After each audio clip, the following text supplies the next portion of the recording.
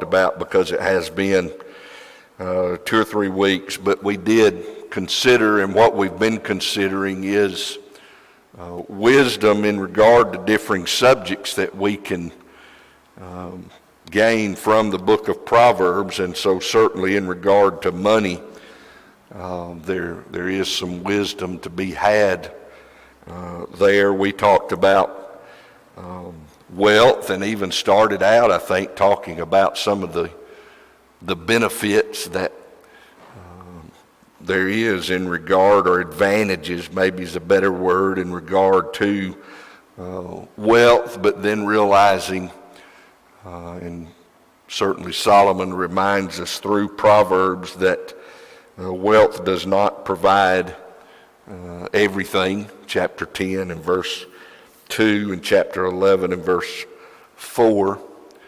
And we certainly were reminded of our attitude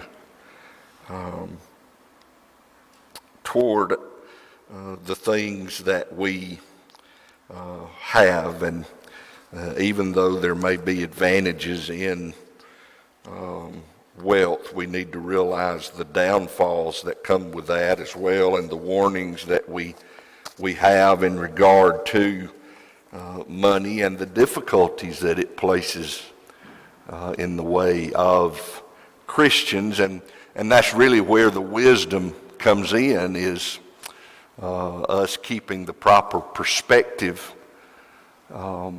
in regard to what we have,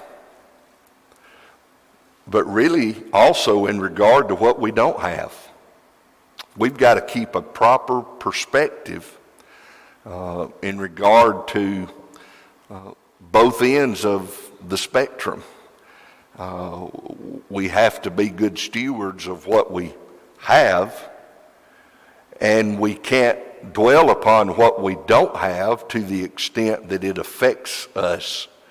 And so there's some of the things that come into play when it comes to the idea of wisdom in regard to money. We talked about poverty and some of the circumstances. Some are in the financial situation they're in through circumstances that are beyond their control. The greed of others, the decisions of others. But then some are, if we want to use the word poor, they're poor because of their own decisions. And these are things coming from Scripture, and we've thrown the verses out in regard to laziness and the refusal to heed correction, and those that are seeking pleasure, and that leads to poverty. And drunkenness is talked about, gluttony is talked about, indulging in our desires, and how that affects us financially sometimes. And then we closed out, I think, a couple of weeks ago talking about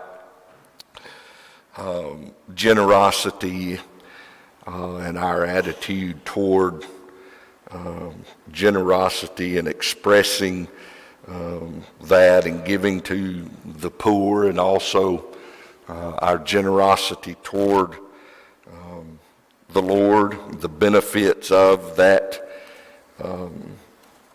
generosity. And probably didn't talk about greed as much, but greed is something that is also talked about in the book of Proverbs, and we have to consider that when it comes to money. Proverbs chapter 30 refers to some insatiable desires. It even says it's like a leech in verses 15 and 16 there of chapter 30. And again, laziness is talked about in regard to greed.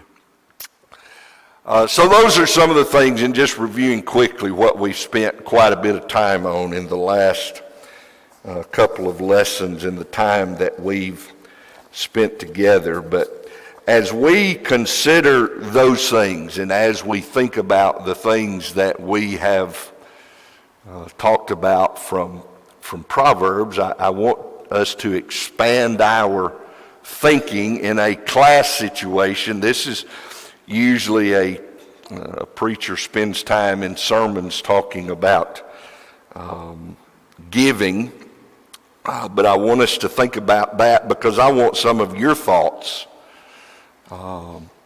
in regard to things that normally we only hear a preacher's thoughts about. But a couple of things to throw out as we've already talked about, in Proverbs and in other places, we see the importance of money. I hope that we have made it clear in the discussions that we had that money is neither good nor bad. When it comes to Christians, then money is neither good nor bad. It is our attitude toward money that makes it good or bad for us as individuals. I will continue to say there's nothing wrong with, and again, a relative term, rich. What does that mean? There's nothing wrong with being rich. But as Christians, and all of us in this room need to understand what God has said about riches. Years ago, I think it was David Shannon was talking actually about marriage, and he said a best case scenario in a marriage is that the husband and the wife have a lot of baggage and they're walking up a hill with that baggage. And so they need to understand and work out how they're going to deal with that baggage. Baggage isn't always bad. Family is baggage. When you're getting married, where you're going to spend Christmas is baggage. Not bad, but I'm talking about those sorts of things. So, and I'm reminded of that when it comes to money for a Christian. Money is baggage for a Christian. And baggage is something that can weight us down. It can make our journey difficult. It can make it harder to get from one place to another.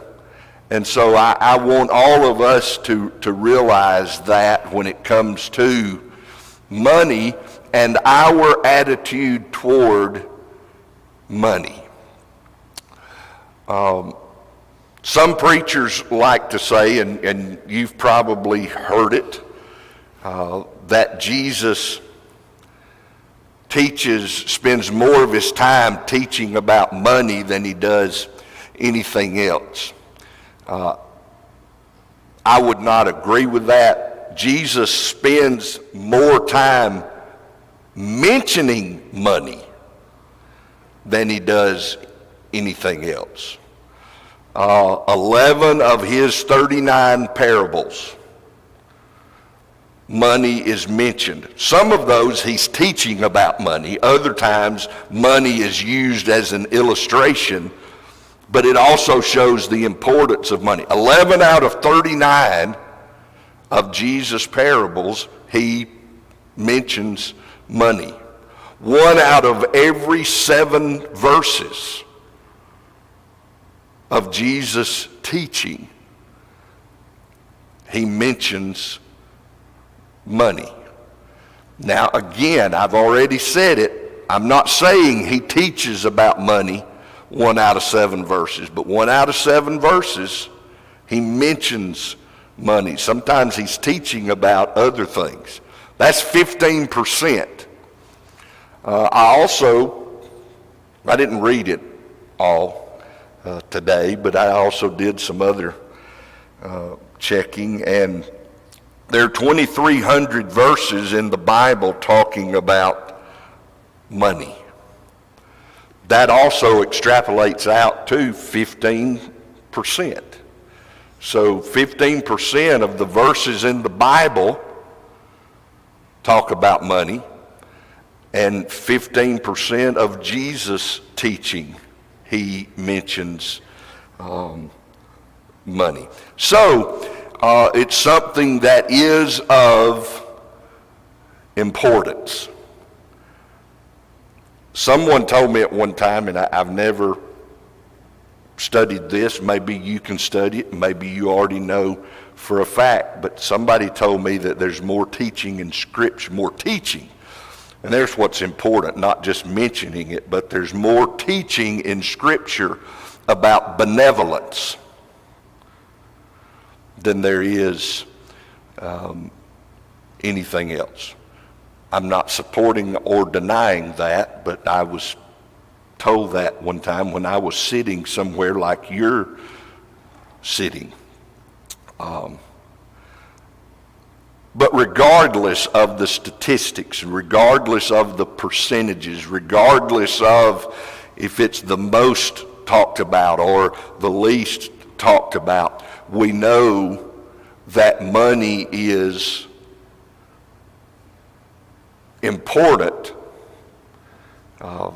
to God, and it is important, should be important to us. And so I want us to spend a little bit of time, and I want to talk about a few things, and then I want to give you the opportunity to and let me just tell you now, so hopefully we'll get to it, and I won't surprise you with it, but be thinking about, because you know what I think. You've heard me say it. But hopefully in a few minutes I want to give you the opportunity. What does it mean to give according to purpose? Not now, in a few minutes. What does it mean to give according to purpose? What does it mean to be a cheerful giver? What does it mean to give from the heart? What does it mean to give regularly? Should we be concerned with personal giving? And even what does it mean to give as we've prospered? Now, we could spend our whole time on that, and maybe we'll get to it sooner rather than later, but I want to throw out some thoughts, and I've given you these thoughts before, but it's probably been in a sermon. And I like this setting better for us to consider some of these things. Plus, I don't know that I've ever just sat in on a casual class that talked about giving. Most of the time, we take advantage of a captive audience in that regard, and we don't necessarily want a lot of feedback in regard to that. So, but let me give you a few thoughts, and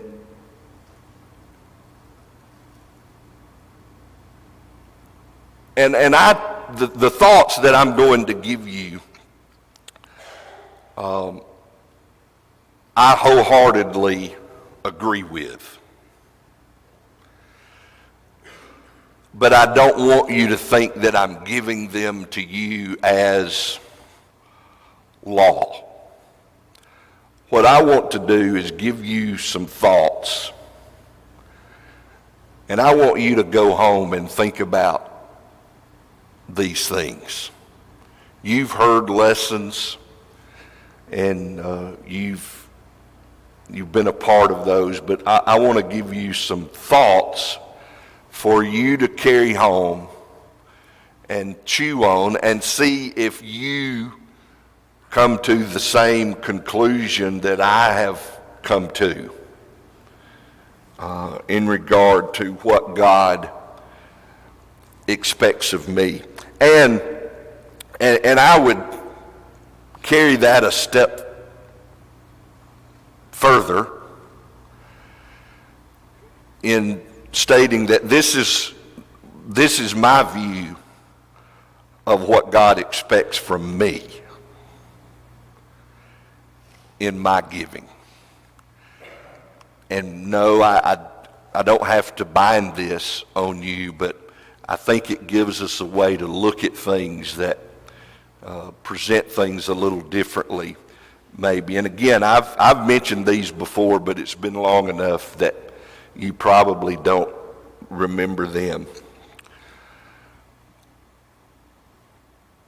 It's my belief from Scripture and from the examples that we have in Scripture that the giving that is acceptable to God is always liberal. There's a word that for different people is different things. A couple of verses, Romans chapter 12 and verse 8.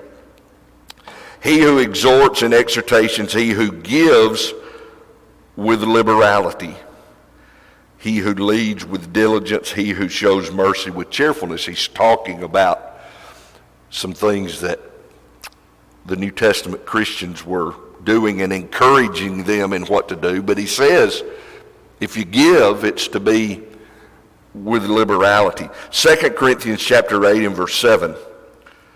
But as you abound in everything, in faith, in speech, in knowledge, in all diligence, and in your love for us, see that you abound in this grace also. And the grace that he's talking about in 2 Corinthians chapter 8 and verse 7 is giving, the grace of giving. And he says, be sure that you, just like you abound in these others sparingly, will also reap sparingly. And he who sows bountifully will also reap bountifully. So,